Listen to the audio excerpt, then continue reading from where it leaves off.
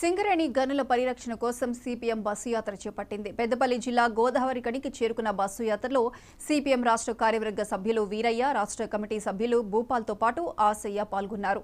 తొలుత రామగుండం మున్సిపల్ చౌరస్తాలోని అంబేద్కర్ విగ్రహానికి పూలమాలలు వేసి నివాళులర్పించారు. మున్సిపాలిటీ జంక్షన్ నుండి గోదావరి కని రెండవ బొగ్గు గని వరకు బైక్ ర్యాలీ చేశారు. సింగరేణి సంస్థ పరిరక్షణ కోసం బస్సు యాత్ర చేపట్టామన్నారు సిపిఎం నేతలు. కార్మికులందరూ యాత్రలో పాల్గొని జయప్రదం చేయాలని కోరారు.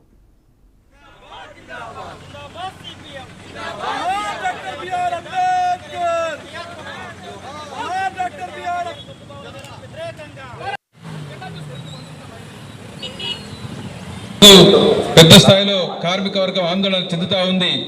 తెలంగాణ రాష్ట్రంలోని కార్మికులు, ఉద్యోగులు, ప్రజలు, రాజకీయ పక్షాలు అందరూ కూడా సింగరేణి అంశం చర్చ చేస్తూ ఉన్నారు. ఈ పరిస్థితికి ప్రధాన కారణం ఏమిటంటే మనందరికీ తెలుసు, కేంద్రంలో మూడవసారి అధికారంలోకి వచ్చినటువంటి బీజేపీ ప్రభుత్వం మొత్తం దేశవ్యాప్తంగా 60 బొగ్గు బ్లాకులను కూడా ప్రైవేటీకరించడానికి వేలం పాట మన హైదరాబాద్లో ప్రారంభం చేసింది. ఈ ప్రారంభానికి ఆద్యుడు ఎవరంటే మన తెలంగాణ నుంచి ప్రాతినిధ్యం వహిస్తున్నటువంటి మరి కేంద్ర బీజేపీ మంత్రి, గనుల శాఖ మంత్రి కిషన్ రెడ్డి గారు ప్రాతినిధ్యం వహిస్తూ ఉన్నారు. ఆయన ఆధ్వర్యంలో ఢిల్లీలో ప్రమాణ స్వీకారం చేసి హైదరాబాద్కు వచ్చి ఈ వేలం పాటలు ప్రారంభం చేశాడు. ఈ 61 బొగ్గు బ్లాకుల్లో మన తెలంగాణ ప్రాంతంలోని గోదావరి కని ప్రాంతంలోని లేదా సింగరేణి ఏరియా ప్రాంతంలోని మరి మంచిర్యాల జిల్లాలో ఉన్నటువంటి శ్రావణపల్లి బొగ్గు బ్లాక్ను కూడా వేలం పాటలు పెట్టారు.